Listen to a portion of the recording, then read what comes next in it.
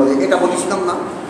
যত ইজম আছে ওয়াল্লাযী আরসালা রাসূলাহু বিল হুদা ওয়া দীনিল হক লিইয়ুযহিরাহু আলা দীনি কুল্লিহি ওয়ালাউ কারিহাল মুশরিকুন। এই আয়াতটাও আমি পড়েছিলাম শেষের দিকে এসে, কিন্তু তার ব্যাখ্যা দিতে পারছিলাম, সময় পেয়েছিলাম না। আজকে দেবো ইনশাআল্লাহ। তাহলে যখন প্রত্যেকেরই যখন কিতাব আছে ইজমের, তাহলে প্রত্যেকটাকেই কি বলা যেত? আহলে কিতাব বলা যাবে না? এইবার আজকের কথা তো আপনারা কেউ আমার সাই দিবেন না, খুব খেয়াল করে যুক্তি দিয়ে দিয়ে কথা শুনি, আজ বুঝে বুঝে কথার জবাব দিই। ফ্যান বাপু এত দিতে হবে না, ঠান্ডা কথা বোঝা যাচ্ছে না। আজকের কথা আর কি বলবো, আমার যেসব ভাইদের জন্য আমি এসে আছি তারা তো কেউ আসে নাই।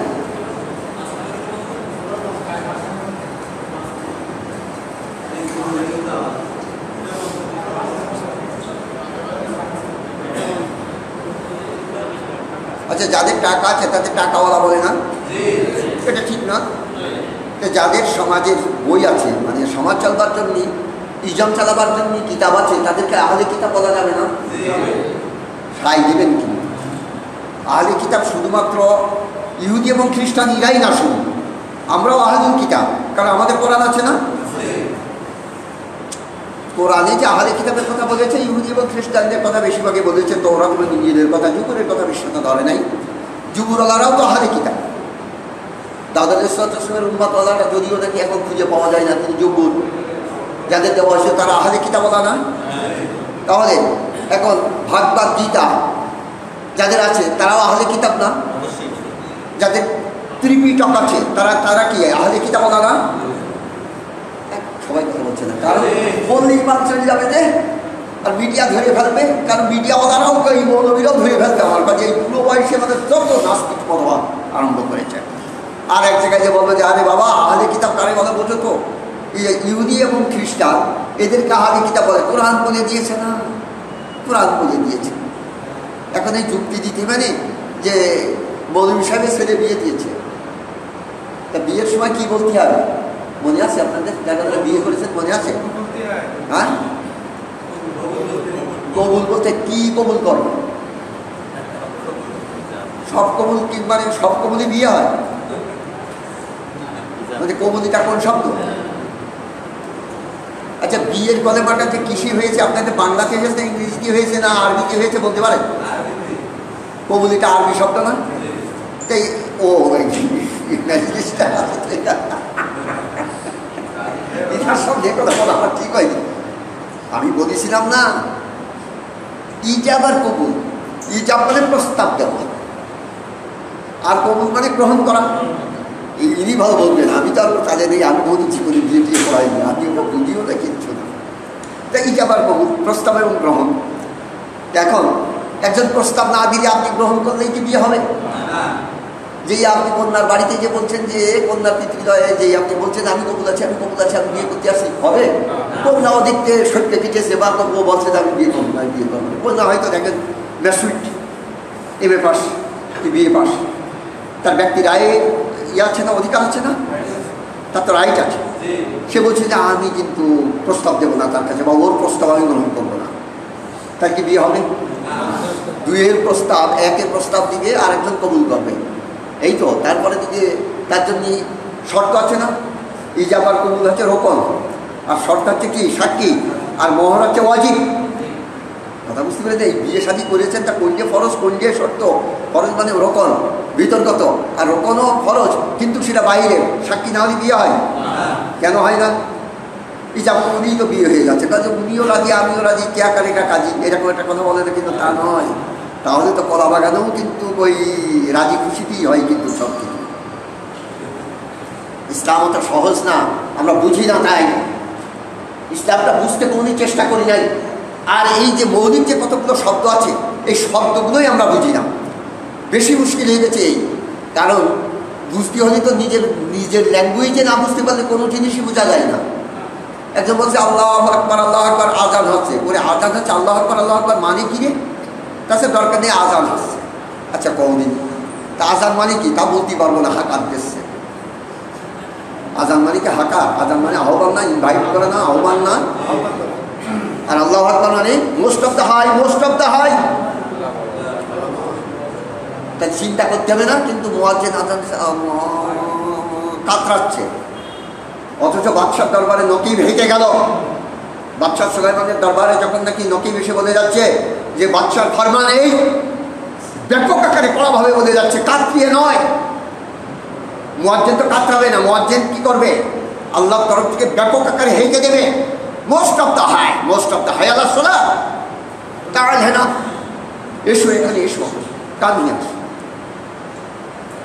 এরকম কথা বলা হচ্ছে। অথচ এদিকে নিয়ে হাই আল্লাহ সোলা মুয়াজ্জিন কাতরাচ্ছে, পুরা ওদের তালে ব্যস্ত আছে। অথচ বলে যে ইজানুদিয়া ইসলাত নাই ইয়াউমিল জুমআ ফাসাউইলা যিকরিল্লাহ।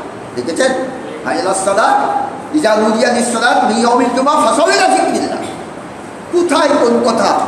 আচ্ছা আজান হচ্ছে, আজান হচ্ছে, আমরা মেনে দিচ্ছি, কিন্তু সে বোধগম্য নাই আজান কাকে বলা হয়। তা যাক, সমস্ত আজকে যে কথা বলবো আমি, তাই প্রত্যেককেই কি বলা হবে? আহলে কিতাব বলা হবে। মুখের হাত রাখবেন না, প্রত্যেককে কি বলা হবে? কিতাবওয়ালা, কিতাবওয়ালা, কিতাবওয়ালা মানে টাকাওয়ালা বলে না।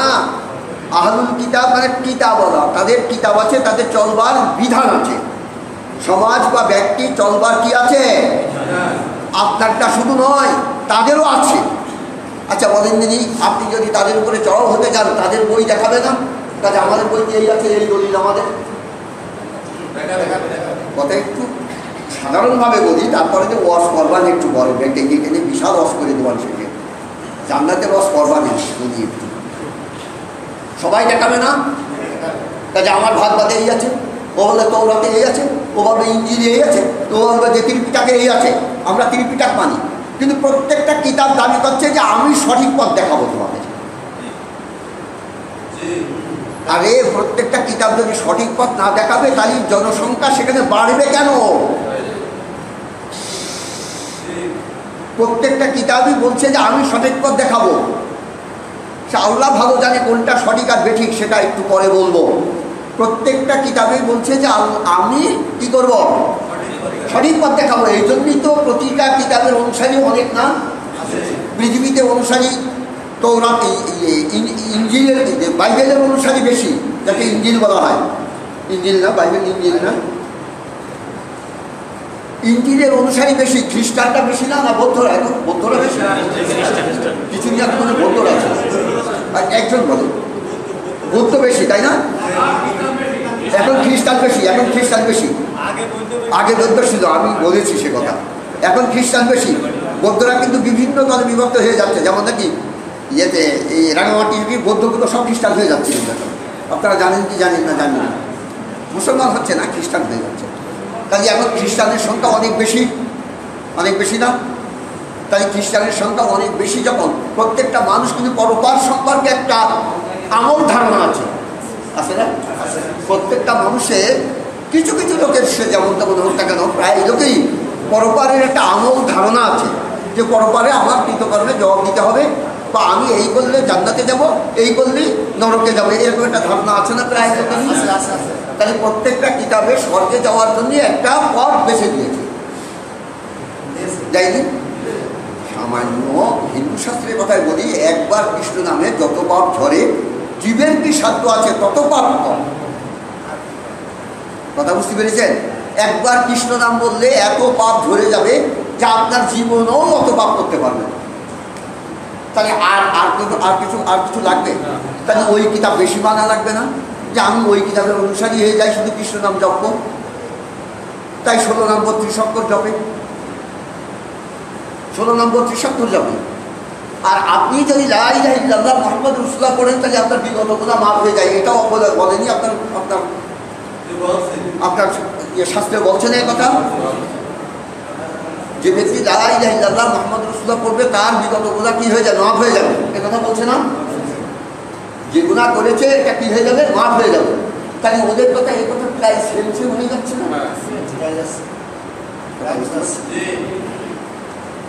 ওরা বলছে যে, একটু বাড়িয়ে বলছে যে মানে তার ক্ষমতা নেই অত পাপ করবার, তত পাপ ঝরে যাবে একবার বললে। আর আপনাদের বলছে যে কালেমা লা ইলাহা ইল্লাল্লাহ মুহাম্মদ রাসূলুল্লাহ পড়লে তার কি হবে? বিগত গুনাহ মাফ হয়ে যাবে। আবু বকর 80 বছরের গুনাহ মাফ হয়ে গেল না? হযরত আবু বকর 41 বছর আগে দিয়ে যে গুনাহ করেছে 15 বছর পরের থেকে, সেটা মাফ হয়ে গেছে না? 33 বছর বয়সে হযরত ওমর কি করেছেন? ইসলাম কবুল করেছেন, কলেমা পড়েছেন, করবার পরে দিয়ে তার কি পরবর্তীতে নামাজ, সেই যে ইসলাম কবুল করবার পরে দিয়ে উনার নামাজ আসে কত বছরে? নমাজে কত 10.5 11 বছরের দিকে বলা যেতে পারে। যে মিরাজ হয় কি 11 বছরে না 10 বছরে? যে সিরাতে খাতিবুল আম্বিয়াতে 10 বছরের কথা লিখেছে, কিন্তু ইতিহাসের ব্যাপার তো 10.5 10 এরকম ধরা যেতে পারে, কেউ কেউ 11 বছরও বলেছেন। তাহলে এর আগে দিয়ে যে নামাজ যে যারা পড়ে নাই, তখন তো নামাজ ফরজ হয়েছিল। এই নামাজ ফরজ হওয়ার পরে দিয়েও যারা ইসলাম কবুল করেছে তাদের কি উপরে নামাজ ফরজ ছিল? আদায় করতে হয়েছে তাদের?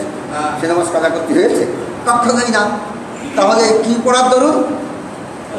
লা ইলাহা ইল্লাল্লাহ মুহাম্মাদুর রাসূলুল্লাহ। তাহলে আপনাদেরও একটা শব্দ আছে, যে শব্দ পাঠ করবার পরে দিয়ে আপনার বিগত গুনাহ কি হয়ে যায়? ক্ষমা হয়ে যায়। তাহলে প্রত্যেকটা ধর্মীয় কিতাব, প্রত্যেকটা কিতাবেই এরকম ধরনের এমন একটা অফার দিয়ে দিয়েছে, যে অফারের দরুন তাতে কি হচ্ছে? দলে দলে তো ঢুকে যাচ্ছে, যে এত বড় একটা অফার।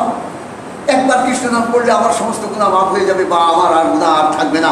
তাই তো আমাদের গুনাহ না থাকলেই তো স্বর্গে যাবে।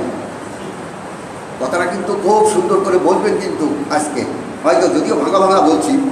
তাহলে এই অফারগুলো দিয়েছে না? অফারগুলো দিয়েছে না? আচ্ছা, যাকে গ্রেস বলা যেতে পারে, কাজে কত এবার গ্রেস কত গো? মানে অনুগ্রহ যাকে বলে, গ্রেস মানে তো অনুগ্রহ।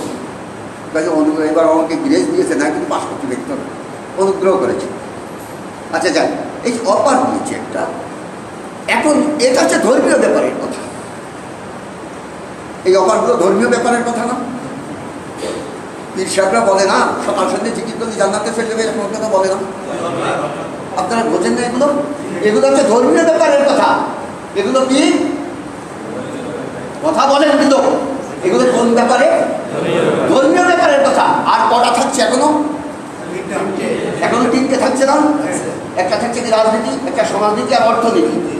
আল্লাহ রসুলকে আল্লাহ পাঠিয়েছেন হুয়াল্লাযী আরসালা রাসূলাহু বিল হুদা ওয়া দীনিল হক। দুটো কথা বলেছেন। আল্লাহ রসুলকে আল্লাহ পাঠিয়েছেন হেদায়েত। হেদায়েত মানে সমস্ত বিষয়ের জ্ঞান নিয়ে পাঠিয়ে দিয়েছেন। বিল হুদা, হেদায়েত মানে যে নাকি একেবারে সঠিক পথ পেয়েছে। বলে না হেদায়েতের দুটো অর্থ, একটা হচ্ছে এরাদাতুত তরিক, আর হচ্ছে ইসালিদাল মতলুব। কথাটা শুনি আবার, তবে যে এই আরবি বলছেন আপনি। এরাদাতুত তরিক ওকে বলা হয় যে মানুষে আমি অমুকের বাড়ি যাবো কোন পথে, ঠিক আছে, এখান থেকে এমনি যান। এ হচ্ছে এরাদাতুত তরিক, রাস্তা দেখিয়ে দেওয়া। আর একটা হচ্ছে যে ইসালিদাল মতলুব, যে মানুষে অমুকের বাড়ি যাবো, ঠিক আছে, আপনি আমার সঙ্গে আসেন, যে ওর বাড়িতে নিয়ে গেলাম। এটা হচ্ছে ইসলামিদাল মতলুব। ইসলাম মানে পৌঁছে দেওয়া, বর্তমানে তার গন্তব্যস্থান, তার গন্তব্যস্থানে পৌঁছিয়ে দিলাম, এটাও একটা হেদায়েত। আর একটা হেদায়েত হচ্ছে কি তার গন্তব্যস্থান যাওয়ার নমুনা বলে দিলাম। কথা বুঝতে পেরেছেন?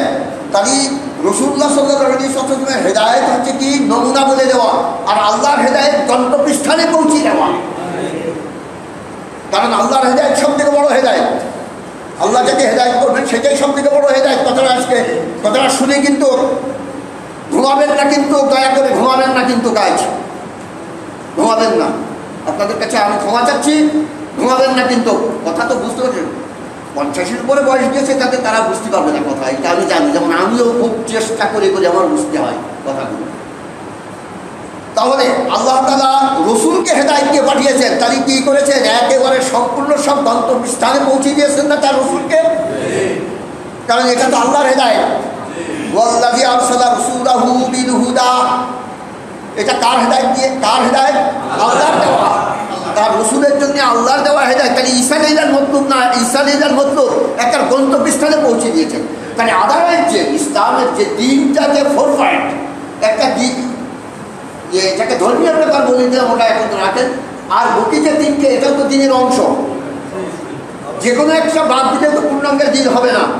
আল ইয়াউমা আকমালতু লাকুম দীনাকুম ওয়া আতমামতু আলাইকুম নি'মাতি ওয়া রাদিতু লাকুমুল ইসলামা দীনা।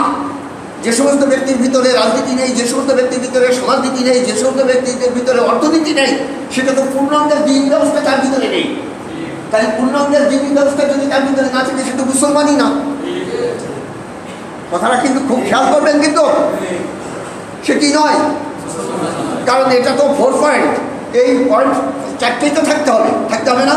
কিন্তু আমাদের দেশের মৌলবীদের একটা সব থেকে বড় কথা, যে ভাই ও রাজনীতি করি না আমরা, বলেন তারপরে যে কোনো একটা দল যারা নাকি ইসলামী দল ব্যাপক আকারে তারা দৌড়দৌড়ি করে বেড়াচ্ছে, আসছে, আসার পর কাছে ভাই ওটা রাজনীতি বাদ দেন, এই ওটা অর্থনীতির ব্যাপার, ও সমাজের ব্যাপার, আমরা ও সমস্ত কথা বলতে পারি। আমরা কোথাকার কথা বলি? মাটির নিচেই আর আসমানের উপরে। আর আল্লাহ রসুলকে কোথায় পাঠিয়েছেন? মাটির নিচেই, আসমানের উপরে। তাই মাঝখানে পাঠিয়েছেন।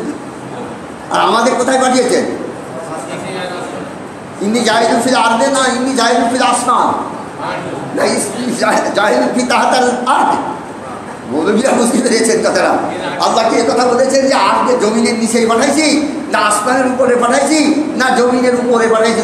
জমিনের পরে পাঠিয়েছে না, তাই দুনিয়াতে পাঠিয়েছে না আমাদের। তাহলে এখন যদি কেউ যদি বলে আচ্ছা রাজনীতিটা কোন জায়গায়, আসমানে না দুনিয়া, একেবারে মাটির নিচেই না দুনিয়ার উপরে? পাঠিয়েছে তো আমাদের দুনিয়ার উপরে, তাহলে রাজনীতির সঙ্গে আমাদের জড়িত থাকতে হবে কি হবে না? হবে কি হবে না? অর্থনীতি কোথায়? জমিনে না? জমিন তো এটা কোন শব্দ? আর্জুন হচ্ছে আরবি শব্দ, জমিন এটা ফার্সি শব্দ। মান্না গঞ্জম তার জমিন আসোমা লেকে গঞ্জম তার কুলুবে মোমেনা। ছোট্টবেলা বলছে এই জমিন শব্দ। মান্না গঞ্জম তার জমিন আসোমা লেকে গঞ্জম তার কুলুবে মোমেনা। ব্যাপক কথা যা বদিকে এবার বললি ওয়াজ বললে এইবার ওয়াজ হয়ে যাবে। জমিন একটা ফার্সি শব্দ। আমরা জমিন বলতে বুঝি, জমিন বলতে বুঝি না ল্যান্ড, জমিন। ল্যান্ড আবার দুই প্রকার, হাইল্যান্ড এবং লো ল্যান্ড, যেটাই বলেন যা এখন ল্যান্ডের কথা বলতে চাচ্ছি। তাহলে আজকে দেখি এটা তো দুনিয়াতে পাঠিয়েছেন নাকি? তাই মোহাম্মদ রাসূলুল্লাহকে কোন জায়গায় পাঠিয়েছেন? তাই উনি যদি শুধু বলেন যে আমি ধর্মনীতি ছাড়া আর কিছু বুঝি না, আমার হুজুররা যে সমস্ত কথা বলছেন, যে তবলিগ ভাইরা যে কথা বলছেন, পীর সাহেবরা যে কথা বলছেন, বা আল্লাহওয়ালা ব্যক্তিরা যে সমস্ত কথা বলছেন, তাদের রাজনীতি সম্পর্কে কোনো কথা বলো না। খবরদার, আমার দরবারে কোনো রাজনীতি নেই। তা কী আছে? তাই আমার দরবারে একেবারে আওয়ামী লীগ, বিএনপি, জাতীয় পার্টি যা আছে সব আসবে, হিন্দু, মুসলিম, বৌদ্ধ, খ্রিস্টান সবাই আসবে আমার দরবারে। এসে তারা ধন্য হয়ে চলে যাবে। আচ্ছা ধন্য হবে কি করে? আবু বকর ধন্য হয়েছিল আল্লাহর নবীর হাত দিয়ে বায়াত হয়ে কালেমা লা ইলাহা ইল্লাল্লাহ মুহাম্মাদুর রাসূলুল্লাহ পড়ে দ্বীনে হকের ভিতরে আসার পর ধন্য হয়েছিল। তাই 140 বছর আগে দিয়ে কি সে ধন্য ছিল? তা যদি থাকবে তাকে ধন্যের থেকে ধন্যের দিকে আসার দরকার কি? 33 বছর বয়সে হযরত ওমর ধন্য হলো কোথায় এসে? দ্বীনি ব্যবস্থা, আল্লাহ তাআলার দেওয়া দ্বীনি ব্যবস্থার ভিতরে এসে। ঠিক কি ঠিক না? পীর সাহেব বলে দিচ্ছে যে আমার কাছে সবাই এসে ধন্য হবে। তোমার কাছে সবাই এসে ধন্য হবে? আমার এক ভাই আমার কাছে আইডিওলজি সম্পর্কে জিজ্ঞাসা করেছেন, এতক্ষণ পর্যন্ত বলছিলাম, কারণ ব্রেন তো চিন্তা করতে করতে খুব গরম ছিল, এখনও গরম। তবুও ওনার কথাটা বাধ্যতামূলক, তার কথার কিছু প্রসঙ্গ আমার বলতে হয়েছে। এখন ব্যাপার হচ্ছে কি, ইসলামী তো একটা আদর্শ আছে, আছে না? এখন যে 3টে পয়েন্টের কথা বলছি, 3টে পয়েন্টের কথা এবার শোনেন। আল্লাহ রসুলকে কিন্তু এই 4টে পয়েন্ট সব সম্পর্কে জানিয়ে দিয়েছেন না? দিয়েছেন কি দেন নাই? অর্থনীতি সম্পর্কে আল্লাহ রসুল জানতেন? জানতেন তো? অর্থনীতি সম্পর্কে জানতেন না? আচ্ছা, তারপরে এটা জানতেন কার কাছ থেকে জেনেছেন? কার কাছে? আল্লাহর কাছ থেকে জেনেছেন না? আমার তাকলিম কি মাল কিতাব, এরকম কথা কোরআনে আছে না? যে তুমি তো এটা জানতে না, আমি না জানিয়ে দিয়েছি, এটা তো কোরআনেই আছে। তাহলে আল্লাহকে জানিয়ে, আল্লাহ রসুলকে জানিয়ে দিয়েছেন কে? একটা জানিয়ে দেওয়া মানে একেবারে মানে হাতে কলমে শিক্ষা দিয়ে দিয়েছেন, যাকে বলা যেতে পারে একেবারে টু দি পয়েন্ট, যেটা নির্ভুল, যেটাই হচ্ছে সঠিক সেটাই তো রসুলের জানানো হয়েছে নাকি? যাকে বলা হয়েছে ঈসা আলাইহিস মতলুব, একটা গন্তব্য স্থানে পৌঁছে দিয়েছেন। আচ্ছা, রাজনীতি কি আল্লাহ নবী করেছেন? ও, তাহলে আপনারা ওদিকে একটু বিশ্বাসী হয়ে গিয়েছেন নাকি? তাহলে জাহান্নামের কাতারে মানে নাম লিখিয়ে ফেলেছেন। আল্লাহ রসুলও কি করেছেন? রাজনীতি করেছেন, করেন নাই? খেলাফতের মাস্টারে বসেছেন না? উনি কি ইলেকটেড ছিলেন না সিলেক্টেড ছিলেন? সিলেক্টেড। কারণ উনাকে উনি নির্বাচিত হন নাই, উনাকে নির্বাচন করে দিয়েছেন আল্লাহ তাআলা। উনি একজন নির্বাচিত ব্যক্তি, আল্লাহ তরফ থেকে নির্বাচিত ব্যক্তি না উনি? একেবারে মনোনয়নপত্র, যার ফলে যে হযরত আবু বকর সিদ্দিক রাদিয়াল্লাহু তাআলা আনহু জামাতে ইমামতি করছেন।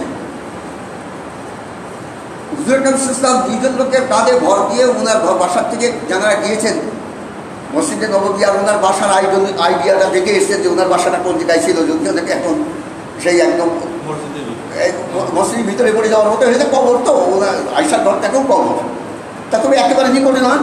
তাহলে ওখান থেকে ওটুকুন যাওয়া তো তাদের পক্ষে মানে দুইজনের কাঁধে ঘর দিয়ে কয়েক কদম গেলেই তো যাওয়া যাচ্ছে। আপনারা দেখেছেন যখন, তখন আর বলতে চাচ্ছি না। যখনই গেছেন তখনই আবু বকর পিছিয়ে এসেছেন। তার মানে রসুল উপস্থিত থাকা পর্যন্ত কোনো ব্যক্তি ইমামতি করতে পারবে না, কারণ উনিই তো সিলেক্টেড। ঠিক কি ঠিক না? উনি তো ইলেক্টেড না, উনি তো সিলেক্টেড।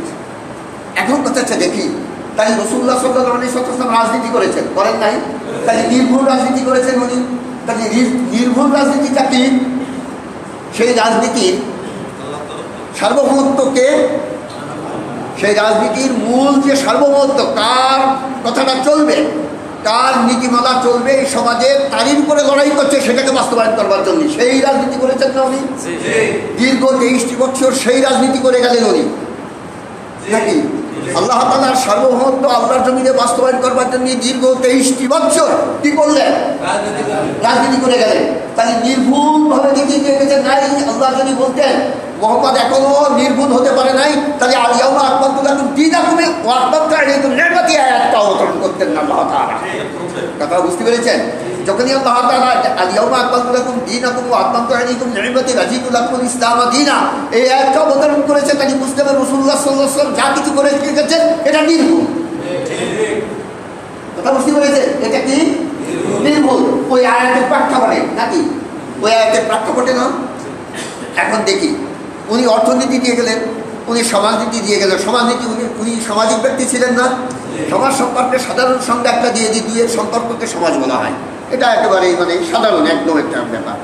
তা বহুলোকের হোক, পররাষ্ট্রনীতি হোক, স্বরাষ্ট্রনীতি হোক, যে কোনো নীতি হোক না কেন, এই সামাজিক ব্যাপার এটাও কিন্তু উনি কি দিয়েছেন, দেখিয়ে দিয়ে গেছেন, উনি করে গেছেন। জান নাই উনি করে যান নাই? এখন কথা হচ্ছে কি, যাওয়ার পরে যে উনি একটা কথা বলে গেছেন ইন্তেকালের আগে দিয়ে, তারাক্তু ফীকুম আমরাইন, আমার কোম্পানিরা জেনে নাও, আমার সঙ্গীরা জেনে নাও, হিনে হায়াতে আমি যখন বেঁচে আছি, যতক্ষণ পর্যন্ত বেঁচে আছি, যারা আমার সঙ্গে অ্যাড হয়েছে, মিশেছে, তারাই যে শুধু আমার কোম্পানি, তারাই যে আমার সাহাবী, তারাই যে আমার সঙ্গী তা নয়। যারা এই মতদর্শের ভিতরে ঢুকবেন তারা সবাই আমার কোম্পানি। কথা বুঝুন? তাহলে সাহাবীর সংখ্যা বেড়ে গেল না? তাহলে আমরা ওনার সাহাবী নয় কি? সবাই তো সাই দিচ্ছেন না, মৌলবীরা সাই যাবে যদি নিজের ভিতরে দড়া দরকার। আমি কিতাবে দেখিয়ে দেবো একেবারে পরিষ্কার কথা। আপনি আপনারা উসুলের কিতাব পড়বেন, হোসামি মাইনুজি পড়বেন, পড়লেই দেখবেন পাবেন। সাহাবীর সংজ্ঞা দিয়ে যে কথা বলেছেন, উনি তো গুটি কয়েক সাহাবী রেখে গেছিলেন না? আজকের হিসাবে আমার মনে হয় আমাদের উপজেলায় কত লোক হবে আশা করা যায়? লাখের বেশি হবে না? আপনাদের সংখ্যা জানা আছে কিনা জানি না। তাহলে আমাদের উপজেলায় যতগুলো লোক এখন আমরা বসবাস করি নারী পুরুষ দিয়ে, এতগুলো ওনার সাহাবী ছিল না। কারণ বিদায় হজের সময় কেউ বলে 90,000, কেউ বলে 1 লক্ষ, কেউ বলে 100 লাখ। তাহলে 1,25,000 সর্বোচ্চই ধরে নিলাম, 1,25,000 সাহাবীর ভিতরে এই কথা বলছেন। তাহলে শুধুমাত্র চৌগাছা উপজেলায় মানে কয়েক লক্ষ লোক বসবাস করে। আপনারা এইদিকে খেয়াল, ওইদিকে খেয়াল করছেন, কয়েক লক্ষ লোক বসবাস করে না? তাহলে সেই হিসাবে কি বলা যায়? উনি গুটি কয়েক লোকের সামনে বলে গেছেন না এই কথাটা? তাহলে শুধু গুটি কয়েক লোকের সামনে যদি বলে যে থাকে, আর উরাই যদি উনার মুখাতাব হয়, মুখাতাব বোঝেন, যাদেরকে খেতাব করে বলা হচ্ছে, যাদের তো উদ্দেশ্য করে বলা হচ্ছে, তারাই হয় মুখাতাব। মধ্যম পুরুষ যেটা, মুখাতাব তো সবসময় মধ্যম পুরুষ হয়, আর যে বলে স্পিকার হচ্ছে ফার্স্ট পার্সন না, প্রথম পুরুষ না, যে কথা বলছে। আর যাকে বলা হচ্ছে সে মধ্যম না, সেকেন্ড পার্সন। আর যে অনুপস্থিত সেইটি তো থার্ড পার্সন। তাহলে ওখানে উপস্থিত ব্যক্তিদেরকে যখন বলছেন, তাহলে উড়াই ছিল মধ্যম পার্সন, সেকেন্ড পার্সন যাকে বলা যেতে পারে। তাই সেখানে তো লোক ছিল কম, হিসাব মতো চৌগাছা উপজেলায় যতগুলো লোক বসবাস করে এতগুলো লোক হতো না। কেন যে আজকে আমি এই কথা বলতে চাচ্ছি, ভুল হয়ে যাচ্ছে, কেউই বুঝতে পারছেন না, আমি বুঝতে পারছি, এটা যুক্তি দিচ্ছি। তাহলে চৌগাছা উপজেলায় যতগুলো লোক বাস করেন এতগুলো সাহাবীও উনি রেখে যান নাই। ওনার ইন্তেকালের মুহূর্তে এতগুলো সাহাবী ওনার ছিল না। তাহলে মুষ্টিমেয় না হিসেবে দুনিয়ার লোক সংখ্যা হিসেবে মুষ্টিমেয় না একেবারে ক্ষুদ্র না, ওনার সাহাবীদের দল একবারে ক্ষুদ্র না। একটা আরেকটা যেটা করলে কি, আমার বাড়ি চৌগাছায়, একজনের বাড়ি ঢাকায়, আমরা গিয়েছি আমেরিকাতে। তো হচ্ছে তোমাদের বাড়ি কোথায়? তো আমাদের বাড়ি এক জায়গায়। তো কোন জায়গায়? বাংলাদেশে। তো বাংলাদেশে কি একই জায়গায় বাড়ি? তো একই জায়গায়। আচ্ছা বলেন যে ঢাকার থেকে ওর বাড়ি যাক লাগছে, আমি কয়বার মুসাফের হই বলেন তো? মুসাফের সংখ্যা বোঝেন না? 48 মাইলই ধরা যদি বলে, আমরা হানাফি মজাবের কথাই বলে দিয়ে আসি 48 মাইল না। আমি ও কথা বলতে চাচ্ছি না, এক এক সময় এক একজনের সংজ্ঞা আছে। 48 মাইলের কথাই বলি বেশিরভাগই। তাহলে 48 মাইল ঢাকা পর্যন্ত, কয়েক 48 মাইল না? তাহলে কয়েকবার মুসাফির হয়ে যাচ্ছি না? তবু বলছি যে এক জায়গায়। তার মানে আমেরিকা টু বাংলাদেশ হিসাবে আমার বাড়ি ঢাকা টু চৌগাছা এক অনেক, যাকে নেসপাতে কুল্লি বলা হয়, লজিকে নেসপাতে কুল্লি বলে এটাকে। এই জন্যই লজিক তর্কশাস্ত্র একান্ত দরকার শিক্ষিত ব্যক্তিদের জন্য। তর্কশাস্ত্র না জানলে সেই ব্যক্তির ব্রেনই খুলবে না, একেবারে বাস্তব কথা। তর্কশাস্ত্র একান্ত দরকার। আচ্ছা যাক, তাহলে হুজুর আকরাম সাল্লাল্লাহু আলাইহি ওয়াসাল্লাম এই গুটি কয়েক সাহাবী রেখে গেলেন, তাহলে উনাদের ভিতরে বলে গেলেন তারা তুফিকুম আমরাই, তোমাদের কাছে আমি কটা জিনিস শিখে গেলাম? 2 পয়েন্ট, দুটো জিনিস লিখে গেল। লান তাদাল্লু, আগেই বলে গেলেন লান তাদাল্লু। ইন্টারগেটিভ সেন্টেন্স যাকে বলা যেতে পারে, যে প্রশ্নবোধকটা আগে, ইংরেজিতে প্রশ্ন আগে বেরোতে আসে না, তাই একেবারে বললেন লান তাদাল্লু, তোমরা কখনোই পথ প্রশ্ন হবে না। ইন তামাসসাকতুম বিহিনা, উনি তো বলতে পারতেন ইন তামাসসাকতুম বিহিনা লান তাদাল্লু, তোমরা যদি ধরে রাখো তাহলে পথ প্রশ্ন হবে না। বললেন তো তোমরা কখনোই পথ প্রশ্ন হবে না যদি এটাকে ধরে রাখো। দেখেছেন শর্তের যা যা আগে দিয়ে দিয়েছে, শর্তের যা যা মানে কন্ডিশনের মূল কথা আগে দিয়ে দিয়েছে। আর কন্ডিশন করে তোমরা যদি এই দুটোকে আটকে ধরো তাহলে কি হবে না? তাহলে ওইকে পথভ্রষ্ট হবে না, এইকে পাশে বলা দরকার ছিল না। তোমরা যদি এই দুটোকে তারাক্তু ফিকুম আমরাই, তোমাদের কাছে আমি দুটো জিনিস শিখে গেলাম, তোমরা পথভ্রষ্ট হবে না বলছে। এখানে বলার দরকার ছিল যে এই দুটোকে যদি তোমরা শক্তভাবে আঁকড়িয়ে রাখো তাহলে পথভ্রষ্ট হবে না, কথাটা এইরকম হওয়া দরকার ছিল না। কিন্তু ইনি বলছেন যে তোমাদের কাছে দুটো জিনিস শিখে গেলাম, কখনোই পথভ্রষ্ট হবে না যদি এই দুটোকে তোমরা আঁকড়িয়ে রাখো। দেখেছেন আরবি বাগধারা, এটা তারও একটা ব্যাপার। তাহলে আজকে দেখি সে দুটো জিনিস কি, একটা হচ্ছে আল্লাহর কিতাব আর একটা হচ্ছে হুজুর আকরাম সাল্লাল্লাহু আলাইহি ওয়াসাল্লামের মানে নিয়মাবলী। এইটা বলে দিই তাড়াতাড়ি, আমার মনে আসছিল নিয়মাবলী। উনি যে কায়দায় আল্লাহ তাআলার কাছে জেনে নিয়েছেন, উনি যে কায়দায় এই সমস্ত কাজগুলো বলেছেন, রাজনীতিটা যে কায়দায় করেছেন, অর্থনীতিটা যে কায়দায় করেছেন, সমাজনীতিটা যে কায়দায় চালিয়েছেন, এই নিয়মাবলীগুলো এই কথাই বলছে যে এইগুলো যদি তোমরা যদি আঁকড়িয়ে ধরো তাহলে তোমরা পথভ্রষ্ট হবে না। তাহলে রাজনীতি করা যাবে না? যাবে তো। কোন নিয়মাবলী? বুনিয়াদে রসুলের দেওয়া নিয়মাবলীর বুনিয়াদে। কতগুলো মৌলিক একটা বিষয় আছে, মৌলিক জিনিস কি করা যাবে না? রদবদল করা যাবে না, কিন্তু উপমৌলিক জিনিসগুলো রদবদল করা যায়। যেমন নাকি হুজুর আকরাম সাল্লাল্লাহু আলাইহি ওয়াসাল্লাম যুদ্ধ করেছেন ঢাল এবং তলোয়ার, ওনার যেমন ঢাল এবং তলোয়ার নিয়ে না। আচ্ছা বলেন তিনি কোরআনে আছে না আইদুল্লাহ মাস্তাতাতুম মিন রিবাতিল খাইল তুরিবুনা বিহি আদুল্লাহ ওয়া আদুওয়াতুল খাইল, মানে ঘোড়া না, ঘোড়া না, দলবল ঘোড়া। আচ্ছা আইদুল্লাহ মাস্তাতাতুম মিন রিবাতিল খাইল, দেখে রেবাত মানে দল, ঘোড়ার দল তোমরা ক্রয় করো, অথচ তোমরা পোষো, তোমরা ঘোড়া তৈরি করো, ঘোড়া পোষো বা ঘোড়া কেনো, তোমাদের ঘোড়া থাকবে। আচ্ছা তখন যুদ্ধের বহন সব থেকে উপায় উপকরণ হিসাবে ঘোড়া বেশি ছিল না? ঘোড়া কাজে লাগবে না বেশি? আচ্ছা বলেন তিনি এখন যদি এই আয়াত যদি বলি আইদুল্লাহ মাস্তাতাতুম মিন রিবাতিল খাইল, তাহলে ঘোড়া কিনা যাক। আচ্ছা বলেন ঘোড়া কিনে প্লেনে এসে ছেড়ে দিয়ে যাবে না সব? একটা দূরের থেকে একটা ডেটা করে সব কিছু বেড়ে দেবে না? তাহলে উদ্দেশ্য সফল করবার জন্য তখন ছিল ঘোড়া, ঘোড়া ছিল নাই। মক্কা থেকে মদিনা কত মাইল? বুঝা গেল? একজন 450 কিলোই ধরা যেতে পারে, 400 থেকে 450 কিলো, 450 কিলোই ধরে। তা 450 কিলো পথ হেঁটে তো গেছিলেন না, পায়দল গেছিল, কিন্তু ঘোড়াই বেশিরভাগে নিয়ে গেছিলেন, যুদ্ধের জন্য নিয়ে গেছিলেন না। বহুত প্রান্তরে ওদের ঘোড়া ছিল, দুটো ঘোড়সওয়ার বাহিনী ছিল, এক এক বাহিনীতে 100 করে ঘোড়া ছিল। আচ্ছা যাক, একেবারে আউজেহের পক্ষে একটা বাহিনী ছিল, আর একটা হচ্ছে খালিদ বিন ওলীদের নেতৃত্বে একটা বাহিনী ছিল, যেটা পেছন থেকে আক্রমণ করলো, ওই বহুদের যে যুদ্ধের পেছন থেকে, মানে পাহাড়ের পেছন থেকে এসে আক্রমণ করলো।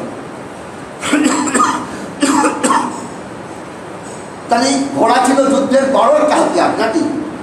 আচ্ছা, এখন কোরআনে বলেছে ঘোড়ার কথা। এখন যদি আপনি যুদ্ধের জন্য যদি ঘোড়া তৈরি করেন আর ঘোড়া যদি কেনেন, সারা বাংলাদেশের প্রত্যেকটা লোকের জন্য একটা কি দুটো করে ঘোড়া, ভারতের সঙ্গে যুদ্ধ করতে যদি ও যদি একবার কামান থাকে, তখন কোথায় চলে যাবে ঘোড়া?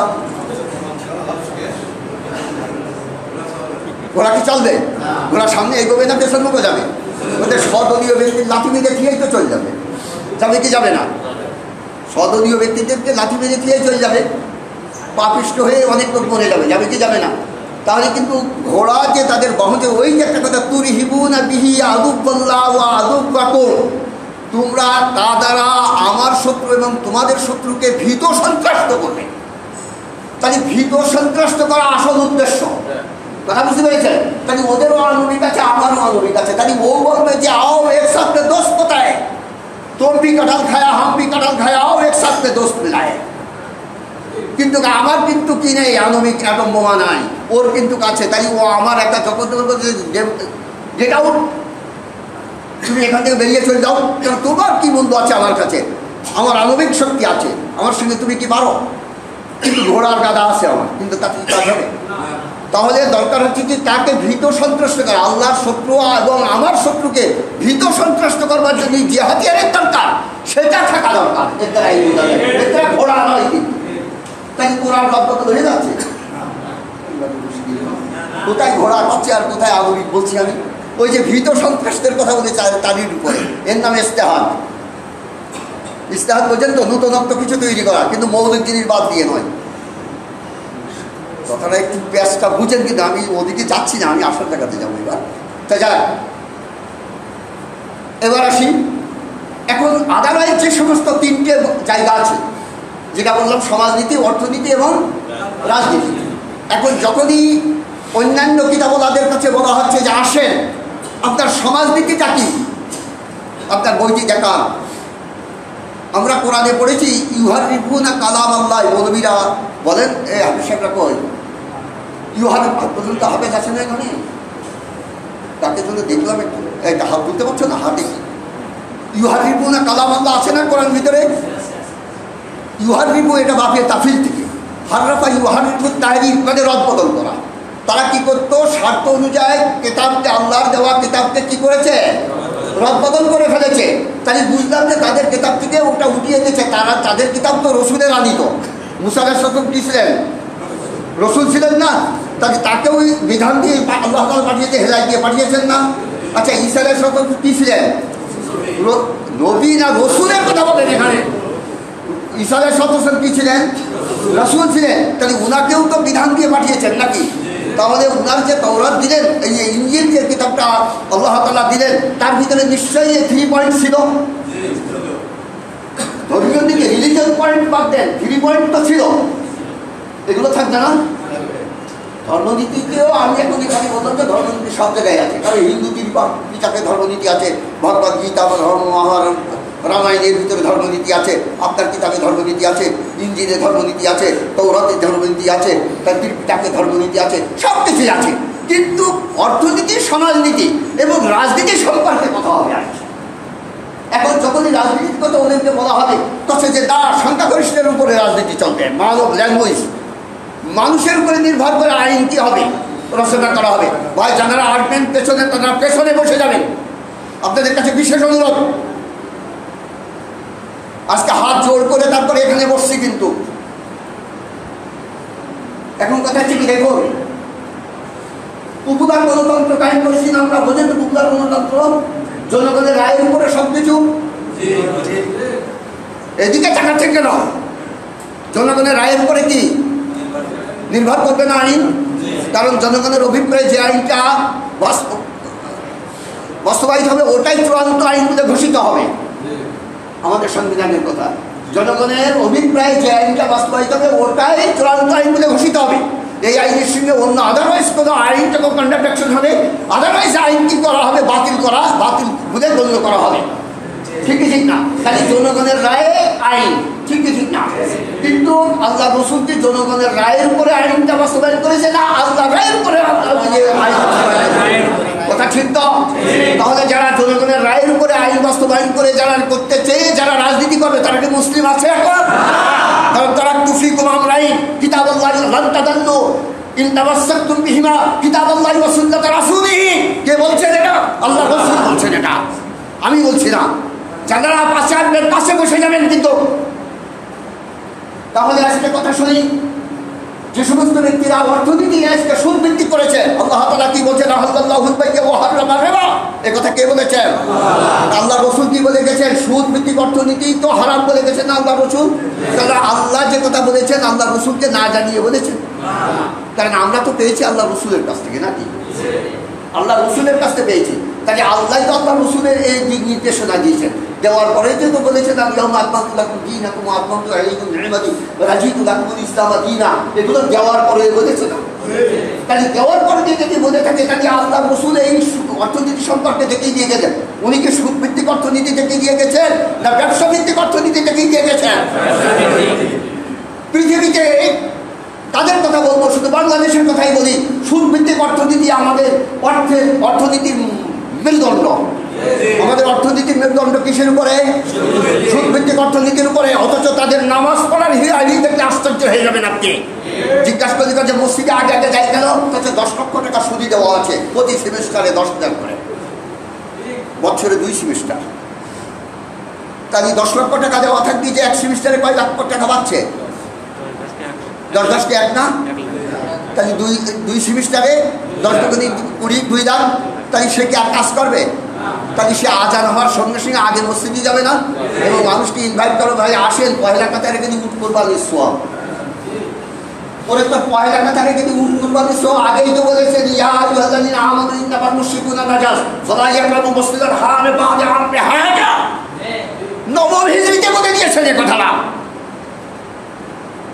জাবালে রহমতের পাশে উপরে দাঁড়িয়ে পড়ে, ওখানে দাঁড়িয়ে পড়ে বলে দিয়েছেন যে সমস্ত হাজি ভাইরা গিয়েছেন, জাবালে রহমত মনে হয় এত চোখে দেখতে পাচ্ছেন আপনারা। বলার সঙ্গে সঙ্গে জাবালে রহমত দেখতে পাচ্ছেন না আপনারা? জাবালে রহমতের পাশে দাঁড়িয়ে পড়ে, ওখানেই দাঁড়িয়ে পড়ে উনি বলে দিয়েছেন যে একেবারে সুদ ভিত্তিক অর্থনীতি কি হারাম। আর যারা সুদ ভিত্তিক অর্থনীতিতে যারা বিশ্বাসী এবং কাজ কারবার করবে তাদের ঈমান নাই। যাদের ঈমান নাই তাদের নামাজ নাই। তারা মসজিদে ওটা কি ইন্নামাল মুশরিকুনা নাজাস, মসজিদে ওটা তাদের জন্য পাপ, কারণ মসজিদটাই না পাপ। আপনারা মনে করবেন না যে টিউবওয়েলের পানি একবার বিশুদ্ধ আর্সেনিক মুক্ত হোক আর যাই হোক না কেন, আজকাল কল আবার আর্সেনিক মুক্ত কল দিচ্ছে না? এখন আর্সেনিক মুক্ত কলের পানি দিয়ে আপনি উঁচু করে এসেছেন। আচ্ছা বলেন দিনই, ভূত তাড়াবেন শস্যবান করে, শস্যের ভিতরে যদি ভূত থাকে খেয়াল রাখবেন কিন্তু। ভূত তাড়াবেন শস্যবান করে, কবিরাজ ভূত তাড়াচ্ছে শস্যবান করে। একার শস্য আগুনি দিয়ে একার ছাড়ছে এরকম করে, কিন্তু যার ধারে ভূত লেগেছে ভূতই হাসছে। কাছে যে তুই হাসছিস কেন? তুমি যা দিয়ে মারছো ওর মধ্যেই আমি বসা আছি। বাহিরে পাক, শরীর পাক, কাপড় পাক, জায়গা পাক, এগুলো পানি দিয়ে হয়। তাকে এগুলো কি দিয়ে হয়? শরীর পাক।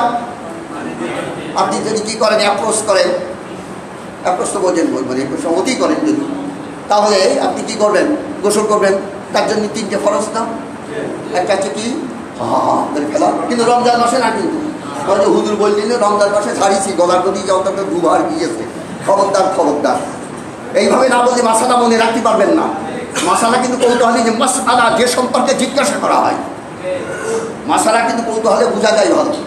নাকে দিবেন নরম একটা এইরকম হাত দিয়ে একটা গোস্ত ওই মুখে দই মারছে না, ওখানে টাচ পেয়েই দই মারছে ওই পর্যন্ত, মানে পানি লাগবে একটু জ্বলে ওঠে, এরকম টান দেবেন। কিন্তু আপনি যদি ফাস্টিং করেন, ফাস্টিং মানে রোজা যদি থাকেন তাহলে নয়। তা যাক, এই করে আপনি এসছেন পবিত্রতা অবলম্বন করে, শত থেকে এসছেন, কাপড় পাক করেছেন, এটাও পানির দরকার, আপনি এসেছেন, ভালো কথা। কিন্তু মূলত আপনি ভিতরগতভাবে আপনি মরছেন, আপনি ভিতরগতভাবে না পান। যতই আপনি গঙ্গার পানিতে গোসল করেন না কেন, আমরা বাঙালি মানুষ, গঙ্গার পানি বলা, মৌলভী মানুষ বলা ঠিক হয়নি। গঙ্গার স্নান তাতে যদি পবিত্র,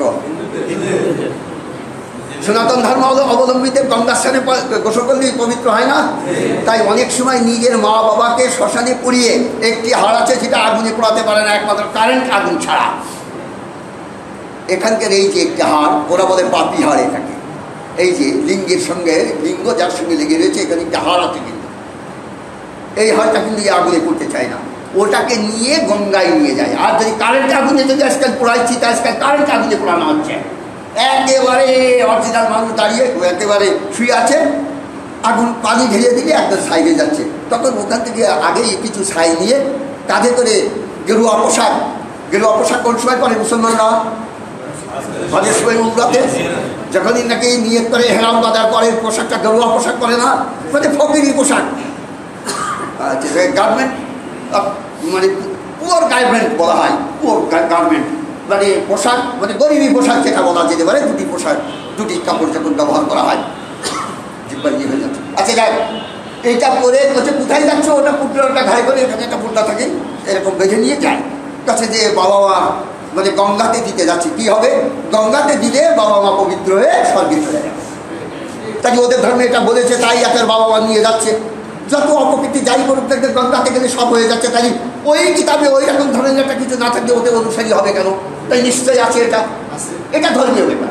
এইবার যে কথা আজকে তো শেষ হবে কিনা জানি না, এখন 5 মিনিট সময় আছে, হয়তো 1-2 মিনিট আপনাদের কাছে নেব যদি দেখি যে শেষ করতে পারি। এবার আসি, তাই এইবার দেখেন, যখনই আপনি বলবেন যে অর্থনীতি, সমাজনীতি এবং রাজনীতি এটা আবার কিতাবের দ্বারা হবে, কিতাব দ্বারা হবে, আহলে তারই আহলাল কিতাব, আল্লাহ এক জায়গায় ডেকেছে তারাও ইয়া আহলাল কিতাব এরকম বলেছে না, তা আপনি আরবিতে বলেন যে তা ইয়া আহলাল কিতাব, এই যাদের যাদের কিতাব আছে তোমরা এসো, সবাই এসেছে, এবার বার করো অর্থনীতি এবং রাজনীতি এবং সমাজনীতি সম্পর্কে কি বলছে, রাষ্ট্র কোন কায়দায় চলবে, কাছে আমাদের নেই। তখন ওরা 3টে দল, এই 3টের কথাই বলি, আদারওয়াইজ মুসলিম এই কোরআন বাদে বৌদ্ধ যে সমস্ত দল আছে তারা সবাই একজোট করবে, একজোট করে কি বলবে তা জানেন? বলবে যে দেখেন ওদের ওটা ধর্মীয় কিতাব, কোরআন কি মুসলমানের কি কিতাব, ওরা বলে দেবে, আঙুল হেলিয়ে বলে দেবে যে ওদের ওটা কোন কিতাব, আর মুসলমানের ভিতরে নামধারী মুসলমান বলে হ্যাঁ আমাদের এটা তো ধর্মীয় কিতাব, আমাদের এটা কি ধর্মীয় কিতাব। কাছে কি তাহলে ধর্ম কিন্তু রাজনীতিতে আসবে না, এরাও না পাবে যে ধর্ম রাজনীতিতে আসবে না, কথা বুঝতে পারছেন না? ধর্ম রাজনীতিতে যাবে না, তাহলে ধর্ম যখন রাজনীতি, এই কিতাব যখন রাজনীতিতে যাবে না, ওরা বলে দিয়েছে আমার ভিতর থেকে লোকজন সেই দিকে সাড়া দিয়ে দিয়েছেন, গুটি কয়েক লোক ছাড়া, তাহলে এইবার যখন সংখ্যাগরিষ্ঠতার উপরে যখন নাকি সব কিছু হবে, তাহলে ওদের সঙ্গে আমি থেকে যাচ্ছি না, তাহলে ওরা তখন বলবে যে তাকে কি করতে হবে, তাহলে ধর্ম নিরপেক্ষ থাকবে, তাহলে এখন ধর্ম নিরপেক্ষতা মতবাদ আসবে না, তাহলে আমাদের মুসলমানের ভিতরে ধর্ম নিরপেক্ষতা মতবাদের বাস্তবায়ন করার লোক আছে না, কারণ কোরআনকে তারা ধর্মীয় কিতাব ভেবে নিয়েছে, এই জন্যে তারা কিন্তু ওই সুরে সুর মিলিয়ে দিয়েছে। তাই রাজনীতি অঙ্গনে যে যখনই দেখেছে যে আমাদের দেশে মুসলিম বাদে আর একটা সংখ্যাগরিষ্ঠতা একটা সমাজ আছে, সেটা কোন সমাজ বলতে পারেন? হিন্দু সমাজ না? মুসলিম বাদে সংখ্যাগরিষ্ঠতা সমাজ কোনটা? এই ঝাড়ের বাঁশ কি বড় গাছ কমে কোনো সময় বলতে পারেন? 50 খান বাঁশ আছে, তার ভিতরে একটা বড় ডাকা নিয়েছে, পরের দিন আর একটা বড় ডাকা লাগাবে না, কারণ বড় ওকে বলা হয় যে তার যার উপরে আর কেউ নেই সেইটাই বড়, তাই একটা 50 দিনের দিন একটা রুবো বাঁশ পেকেছে সেইটাই বড়। আপনি বুঝেন না, লজিকগুলো বুঝতে পারেন না, কথাগুলো বুঝতে হলে আগে লজিকগুলো জানতে হবে, ব্যাপক লজিক জানতে হবে, তাহলে ঝাড়ের বড় বাঁশ হলোই না। তাই আদারওয়াইজ মুসলিমরা সংখ্যাগরিষ্ঠ এখানে নাকি, তারপরে হিন্দু, তারপরে যে বৌদ্ধ ধরেন, খ্রিস্টান ধরেন, এরকম আছে না? একের পর আসে কি আসে নেই? অবশ্যই আছে।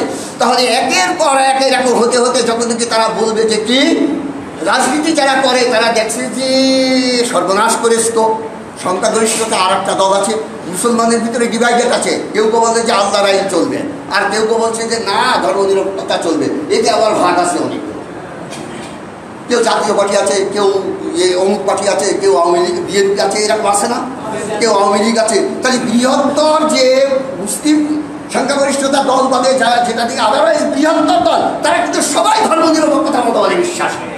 তাই রাজনীতি করতে হলে তাদেরকে টানতে হলে ধর্মনিরপেক্ষতার গুলি আওড়াতে হবে।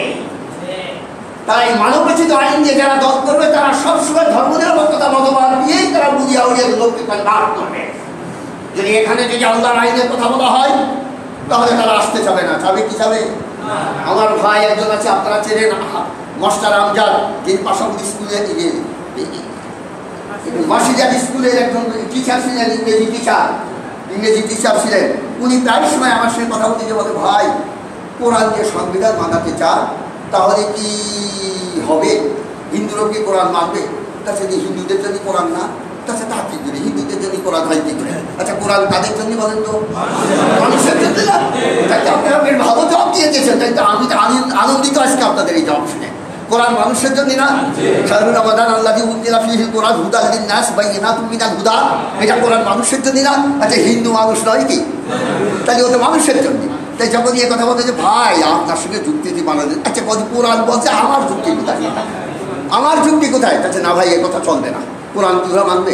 ওরে কোরআন মানবে না মানে কোরআন যে তাদের পক্ষে, কোরআন তাদের পক্ষে না? চোরের হাত কাটলে তাদের পক্ষে যাচ্ছে না? জিনার জন্য যদি সন্দেশা করে তাদের পক্ষে যাচ্ছে না? সুদভিত্তিক অর্থনীতি তুলে দিলে তাদের পক্ষে যাচ্ছে না? আল্লাহর আইন দিয়ে যদি বিচার করা হয় তাদের জন্য ন্যায় বিচার হচ্ছে না? তা মানবে না, ওটাই মানবে না। আমাদের এখানে বহুত মুসল্লি আছে যারা নাকি নামাজ পড়ে 5 ওয়াক্ত এবং মসজিদে আজান হওয়ার সঙ্গে সঙ্গে চলে যায়। তারা বলে যে কোরআনই শাসন কি এখন চলে বাপু, ও তো 1400 বছর আগে কিতাব। আচ্ছা বলেন কোরআন কি পুরাতন হয়েছে?